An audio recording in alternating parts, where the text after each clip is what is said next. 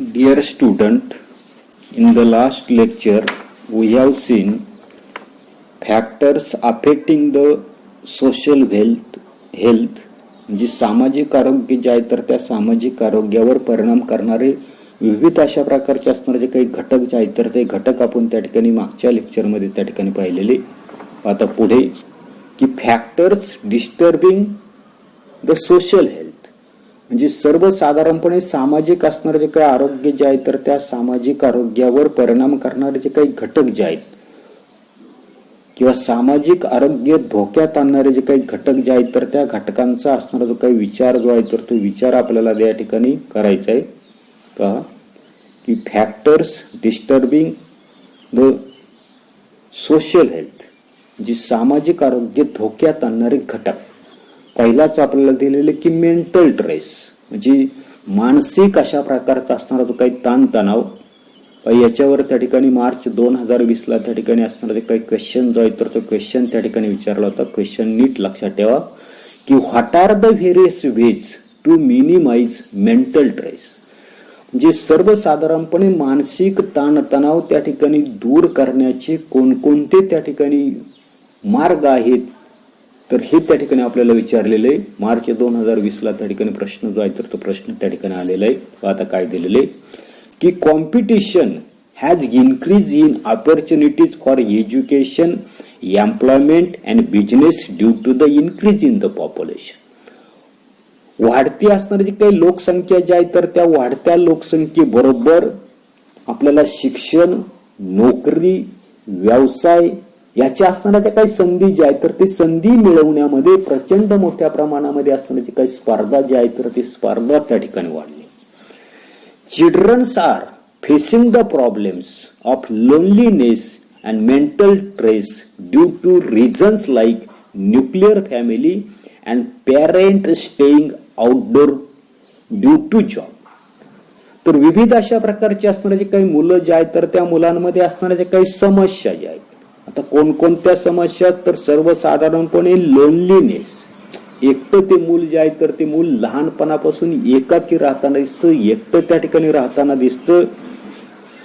याच्यामुळे काय होताना दिसतं तर त्याच्यावर मानसिक असणारा जो काही ताण जो आहे तर तो ताण त्या ठिकाणी येताना दिसतो. आता हा कशामुळे येताना दिसतो तर due to the reasons like nuclear family. आता न्यूक्लिअर फॅमिली म्हणजे विभक्त अशा प्रकारची कुटुंब पद्धती. आपल्या लक्षात येताना दिसते की अनेक अशा प्रकारचे कारण जे आहेत तर त्या कारणामध्ये असणारी जी काही मुलं जी आहेत तर ती मुलं आई वडिलांपासून त्या ठिकाणी वेगळी जी आहेत तर ती वेगळी त्या ठिकाणी होताना दिसतात. दुसरं आपल्याला सांगितलं की parents staying outdoors due to the job. नोकरी करणारे जे काही पालक जे आहेत आई वडील जे आहेत तर ती आई वडील काय करताना दिसतात व्यवसायासाठी त्या ठिकाणी घराबाहेर त्या ठिकाणी राहताना दिसतात. म्हणजे विभक्त कुटुंब पद्धती नोकरी व्यवसायासाठी घराबाहेर राहणारे जे काही आई वडील अशा कारणानं काही मुलं जे आहेत तर ती लहानपणापासून एकाकी त्या ठिकाणी बांधताना दिसतात. आणि याच्यामुळे अशा प्रकारचे असणारे जे काही मुलं जे आहेत तर त्या मुलांना मानसिक ताणतणाव जो आहे तर त्या मानसिक ताणतणावाचा असणारा जो काही सामना जो आहे तर तो सामना त्या ठिकाणी करावा लागतो. पुढे there are many bindings on girls and excessive freedom for the boys in the some family. आपल्या असं लक्षात येताना दिसतंय की घरामध्ये मुलगा असेल मुलगी असेल तर काही घरांमध्ये मुलं जे आहेत तर त्या मुलांना स्वैर अशा प्रकारचं स्वातंत्र्य त्या ठिकाणी दिलं जातं. तर स्वैर अशा प्रकारचं स्वातंत्र्य म्हणजे त्या ठिकाणी ती कुठेही फिरताना दिसतो कधी घरी येताना दिसतो कधी त्या ठिकाणी बाहेर जाताना दिसतो. म्हणजे सर्व बाबतीमध्ये त्याला स्वातंत्र्य द्यायचे तर ते स्वातंत्र्य त्या ठिकाणी दिलं जातं. परंतु मुलींच्या बाबतीमध्ये काय सांगितले देअर आर मेनी बाइंडिंग्स म्हणजे बंधनं. मुली जी आहेत तर त्या मुलींवर अनेक अशा प्रकारची बंधनं त्या ठिकाणी घातली जातात. ती त्या ठिकाणी बाहेर जाऊ शकत नाही एकटी बाहेर त्या ठिकाणी जाऊ शकत नाही. तो मुलगीच आहे अनेक कारण त्या ठिकाणी सांगितले जातात. तिच्यावर त्या ठिकाणी तिचं असताना ते काही स्वातंत्र्य जे आहे तर त्या स्वातंत्र्यावर अनेक अशा प्रकारची बंधनं जी आहेत तर ती बंधनं त्या ठिकाणी घातली जातात. दुसरं आपल्याला सांगितले boys enjoy the concession from their domestic duties. मग आता मुलं जे आहेत तर त्या मुलांना काही घरामधलं असणारे काही काम जे आहे तर त्या कामामध्ये त्या ठिकाणी ती मुलं जे आहेत तर त्या मुलांना त्या ठिकाणी सूट जी आहे तर ती सूट दिली जाते. Whereas girl have compulsion for the same on the pretext that should be used to it. आणि मुलगी जर असेल मुलं जे आहेत तर त्या मुलांना घरामधले काय असणारे काही कामं जे आहेत तर त्या कामामधून त्या ठिकाणी सूट दिली जाते, परंतु मुली ज्या आहेत तर त्या मुलींना या ठिकाणी तुला पुढे त्या ठिकाणी सवय हवी म्हणून ही ती कामं जी आहेत तर ती कामं तुम्हाला त्या ठिकाणी त्या मुलीला त्या ठिकाणी आलीच पाहिजे आणि म्हणून ही जी काही कामं जी आहेत तर ती कामं त्या मुलीला त्या ठिकाणी करावीच त्या ठिकाणी लागतात. Do you see the advertisements about increasing awareness on avoiding the discrimination between girls and boys or sisters and brothers in the same family, on choice for fresh leftover food, learning medium. आता काय कसं आहे की सर्वसाधारणपणे do you see the advertisement about the increasing awareness on avoiding the discrimination between girls and boys. की सर्वसाधारणपणे तुमच्या असं लक्षात येतं नसतं की तुम्ही असणाऱ्या ज्या काही उद्बोधक असणाऱ्या ज्या काही जाहिराती ज्या आहेत तर त्या उद्बोधक जाहिराती टीव्ही ज्या आहेत तर त्या टीव्हीला तुम्ही त्या ठिकाणी पाहिलेल्या असतील. या असणाऱ्या जी काही जाहिरात ज्या आहेत तर त्या जाहिरातीमध्ये आपल्या असं लक्षात येतं नसतं काही उद्बोधन जे आहे तर ते उद्बोधन त्या ठिकाणी केलेले. आता काय उद्बोधन केलेले की मुलगा मुलगी जे आहे तर याच्यामध्ये तुम्ही असणार जो काही भेदभाव जो आहे तर तो भेदभाव त्या ठिकाणी करू नका, अशा प्रकारची असणारी काही जाहिरात जी आहे तर ती जाहिरात तुम्ही त्या ठिकाणी पाहिलेली आहे. आता इथे काय काय दिलेलं आहे की सर्वसाधारणपणे discrimination between the girls and boys or sister and brothers in the same family on the choice for the fresh left over food learning media. म्हणजे आपल्या लक्षात येता नसते की सर्वसाधारणपणे आपल्या लक्षात येता नसते की एवढंच काय तर त्या ठिकाणी ताजं असेल उरलेलं अन्न असेल, शाळेचं माध्यम सेमी इंग्रजीला टाकायचं, इंग्लिश मिडियमला टाकायचं की मराठी मिडियमला टाकायचे, याच्या बाबतीमध्ये सुद्धा एकाच घरामध्ये असणारे जे काही भाऊ असेल बहीण असेल तर त्या ठिकाणी भेदभाव जो आहे तर तो भेदभाव त्या ठिकाणी केला जातो. तर ते तसं करू नका, अशा प्रकारच्या अर्थाच्या असणाऱ्या ज्या काही उद्बोधक असणाऱ्या ज्या काही जाहिराती ज्या आहेत तर ते जाहिराती तुम्ही त्या ठिकाणी पाहिल्या असतात की आपला भाऊ जो आहे तर तो भाऊ त्या ठिकाणी इंग्लिश मिडियमला आहे पण बहीण मात्र त्या ठिकाणी मराठी मिडियमला आहे. भावाला त्या ठिकाणी सेपरेट अशा प्रकारचा मोबाईल त्या ठिकाणी घेऊन दिलेला आहे, परंतु आपण काय करत नाही फादरचा मदरचा त्या ठिकाणी असणारा काही मोबाईल त्या ठिकाणी वापरताना. अन्नाच्या बाबतीमध्ये ताजं असणारं जे काही अन्न जे आहे तर त्या ठिकाणी भावाला दिलं जातं, बहीण मात्र त्या ठिकाणी उरलेलं अन्न जे आहे तर ते उरलेलंच अन्न त्या ठिकाणी खाताना असते. आणि म्हणून अशा प्रकारचं पुन्हा एकदा आहे का की ताजं उरलेलं अन्न असेल, शाळेचं माध्यम असेल, मराठी माध्यम असेल, सेमी माध्यम असेल, इंग्रजी माध्यम असेल तर याच्या बाबतीत सुद्धा घरामधील असणारे काही भाऊ बहीण जे आहेत तर त्याच्यामध्ये त्या ठिकाणी भेदभाव केला जातो आणि तो तसा करू नका. अशा प्रकारचे असणारे जे काही ऍडव्हर्टाइजमेंट जे आहे तर ते ऍडव्हर्टाइजमेंट त्या ठिकाणी केले जाते. त्याच्यानंतर पुढे in society to adolescent girls have to unnecessarily face the problems like teasing and molestation.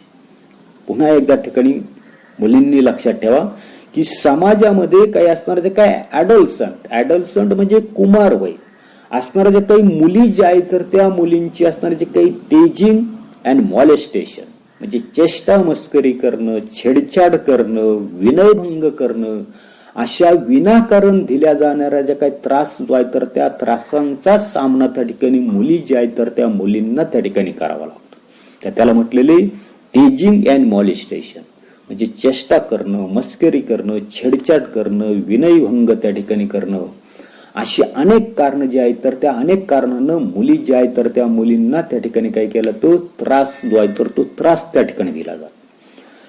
Girls are facing the problems of stress due to such gender inequality.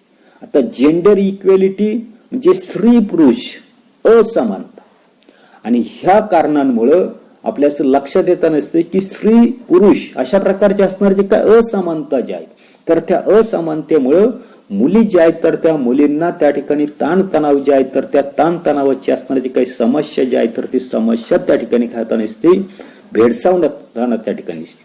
त्या ठिकाणी जे काही डायग्राम जे आहेत तर त्या डायग्राम मध्ये असणारं जे काही मूल आहे तर त्या मुलाला त्या ठिकाणी मानसिक ताणतणाव त्या ठिकाणी आलेला आहे आणि म्हणून त्या ठिकाणी ते एकटंच त्या ठिकाणी बसलेले, लोनलीनेस अशा प्रकारची त्यांची प्रवृत्ती त्या ठिकाणी आपल्याला दाखवली. आता पुढे की nowadays everyone has to face the stress due to ever increasing disorders, crime and violence.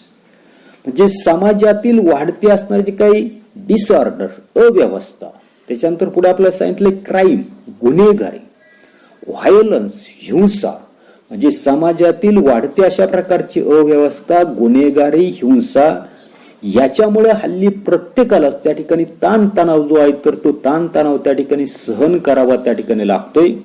At the same time people looking at this as the fast and easy way of making money may become scapegoats and become the part of such society. आणि याच्यामधून आपल्या असं लक्षात येताना दिसतंय की त्याच वेळी आपल्याला सांगितले की fast and easy way for making money, म्हणजे जलद आणि सोपं उत्पादनाचं साधन, अशा दृष्टिकोनातून याकडे पाहणं आणि या प्रवृत्ती ज्या आहेत तर त्या अपप्रवृत्तींना त्या ठिकाणी बळी पडताना दिसतात. आणि तोच काय होताना दिसते की या ठिकाणी आपल्या लक्षात येताना दिसते की व्यवस्था ज्या आहेत तर त्या व्यवस्थेचा त्या ठिकाणी भाग होताना दिसतात. पुढे आपल्याला दिलेले पहा, this is the deadly effect of the social illness.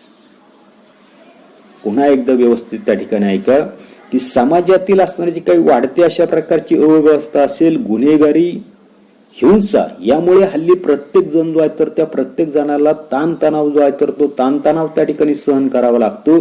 त्याच वेळी fast and easy way of making money, म्हणजे जलद आणि सोपं उत्पादनाचं साधन, अशा दृष्टिकोनातून याकडे त्या ठिकाणी पाहणारे आणि या अपवृत्तीला त्या ठिकाणी बळी पडणारे आपल्या लक्षात येताना असते की गुन्हेगारी करून सुद्धा काही लोक जे आहेत तर त्या ठिकाणी पैसे जे आहेत तर ते पैसे त्या ठिकाणी मिळवताना दिसतात. व्हायलन्स करून त्या ठिकाणी पटकन त्या ठिकाणी पैसे जे आहेत तर ते पैसे त्या ठिकाणी मिळवताना दिसतात. आणि म्हणून या ठिकाणी आपल्याला लक्षात येताना असते की जलद आणि सोपं उत्पादनाचं साधन, अशा दृष्टिकोनातून याकडे पाहणारे जे आहेत तर ते या अपप्रवृत्तींना त्या ठिकाणी बळी पडताना दिसतात व त्या व्यवस्थेचा भाग त्या ठिकाणी होऊ शकतात. याच्यामुळं सामाजिक अनारोग्य जो आहे तर त्याच्यावर त्याचा घातक अशा प्रकारचा दुष्परिणाम जो आहे तर तो दुष्परिणाम त्या ठिकाणी होताना दिसतो. त्याच्यानंतरच दुसरं आपल्याला दिलेले आपण काय पाहतोय की factors disturbing the social health. त्याच्यामधला पहिला आपण पाहिला मेंटल स्ट्रेस, मानसिक ताणतणाव. दुसरं आपल्याला पाहिजे ऍडिक्शन, ज्याला आपण त्या ठिकाणी व्यसनाधीनता जी आहे तर ती व्यसनाधीनता त्या ठिकाणी म्हणतो. आता काय काय दिलेले की peer group influence is stronger in case of the adolescent, म्हणजे एकाच वयाची असणारी जे काही मुलं, ज्याला आपण त्या ठिकाणी कुमार वयीन असणारे जे काही मुलं असतील, मुली असतील, तर हे जे काही समवयस्क जे आहेत, एकाच गटामधले असणारे जे काही मुलं मुली असतील, हे जे काही समवयस्क जे आहेत तर त्या समवयस्कांचा प्रभाव खूप त्या ठिकाणी जास्त असतो. Adolescent always prefer the company of the friends and follow their good or bad habit instead of following the advice of the parents and the teacher. म्हणजे पालक असेल, शिक्षक असेल, यांनी दिलेले जे काही सल्ले जे आहेत तर त्या सल्ल्यांपेक्षा आपले असणारे जे काही मित्र मैत्रिणी की ज्यांच्या बरोबर त्या ठिकाणी आपण जास्त काळ त्या ठिकाणी राहताना दिसतो, त्यांच्या बऱ्या किंवा वाईट अशा प्रकारच्या असणारे काही सवयी ज्या आहेत तर त्या सवयींचं अनुकरण करणं, ते असणारे जे काही मुलं असतील तर यांना त्या ठिकाणी योग्य वागताना दिसतं. ते पालकांचं, शिक्षकांचं ऐकण्यापेक्षा आपले मित्रमैत्रिणी जे आहेत तर त्या मित्रमैत्रिणींचं त्या ठिकाणी ऐकताना दिसतं. Children in their early age try upon tobacco, cigarette, gutkha, alcoholic drinks, drugs etcetera due to either pairing group pressure or the symbol of high standard living are as an imitation of the elders.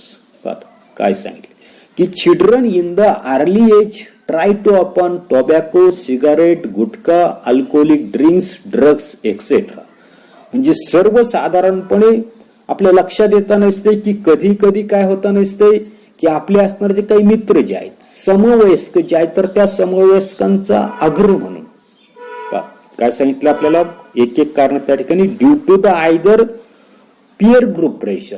Pier group pressure म्हणजे आपले असणारे जे काही समवयस्क जे आहेत तर ते समवयस्क आग्रह करताना दिसतात. आता कशाचा आग्रह करताना दिसतात तर ते व्यवस्थित त्या ठिकाणी ऐका, एक एक मी त्या ठिकाणी सांगतोय की आयदर ग्रुप प्रेशर म्हणजे आपले जे काही मित्र जे आहेत तर ते मित्र त्या ठिकाणी आग्रह करताना दिसतात. पुढे आपल्याला सांगितलं की symbol of high standard living म्हणजे सर्वसाधारणपणे symbol of high standard living म्हणजे उच्च प्रतीचं राहणीमान म्हणून त्या ठिकाणी ते करावं लागतं. किंवा दुसरं आपल्याला सांगितले as the imitations of the elder म्हणजे मोठी असणारी जी काही मुलं जे आहेत तर ती मुलं त्या ठिकाणी करताना दिसतात. त्यांचं पाहून लहान मुलं जे आहेत तर ते लहान मुलं तशाच प्रकारची त्या ठिकाणी कृती जी आहे तर ती कृती त्या ठिकाणी करताना दिसतात. आता काय करताना दिसतात पहा की कधी समवयस्क जे आहेत तर त्या समवयस्कांचा आग्रह म्हणून, तर कधी उच्च प्रतीचं राहणीमानाचं प्रतीक म्हणून, तर कधी कधी आजूबाजूची असणारी जी काही मोठी मुलं असतील, मैत्रिणी असतील तर यांचं अनुकरण म्हणून लहान मुलं जे आहेत तर ती लहान मुलं लहान वयामध्येच त्या ठिकाणी असणारे जे काही टोबॅको तंबाखू असेल, गुटखा असेल, सिगारेट असेल असे तंबाखूजन्य पदार्थ किंवा दुसरं आपल्याला सांगितलंय की अल्कोहोलिक ड्रिंक म्हणजे त्या ठिकाणी सर्वसाधारणपणे मद्य असेल. त्याच्यानंतर पुढे सांगितले ड्रग्स अंमली पदार्थ जे आहेत तर त्या अंमली पदार्थाची चव जी आहे तर ती चव त्या ठिकाणी पाहताना दिसतात.